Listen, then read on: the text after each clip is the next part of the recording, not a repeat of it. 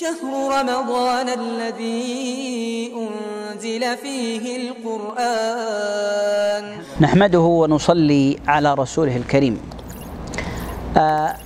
ибодати рӯза якчанд нав мебошад. албатта ки худи рӯза ин як қисми рамазон аст, вале рамазон бузургтар аст аз танҳо рӯза доштан. лекин рӯза яке аз бузургтарин ибодатест дар моҳи рамазон. чӣ хеле ки ман гуфтам рӯза навъҳои худро дорад. аз ҳама намуди ками ин рӯзаҳо ин рӯзаи шикам аст. баландтар аз он рӯзаи шикам ва аъзоҳои бадан ва боз баландтар рӯзаи шикам, аъзоҳои бадан ва рӯзаи қалб аст.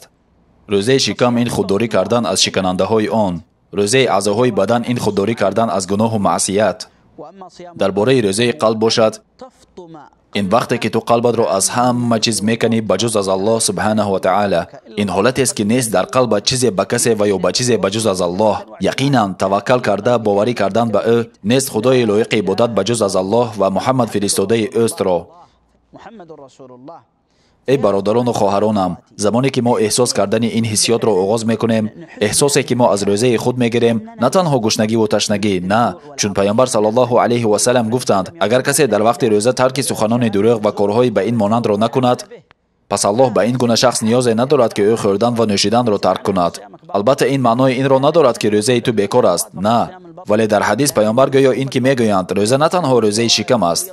روزه این وقتی که شکم تو، اعضای بدن و قلب تو روزه می‌دارند تا اینکه لذت ایمان را به الله درک کنیم. چنانه که در این باره پیامبر صلی الله علیه و سلم گفتند الله را در حالت نیک احوالیت بشناس و او نیز تو را در حالت محتاجیت میشناسد. یا الله، ما از تو طلب آن را داریم که روزه ما را مانند روزه بندگان مقرب و صالحان خود گردانی و درود و رحمت الله بر پیامبر و به آل و اصحابش.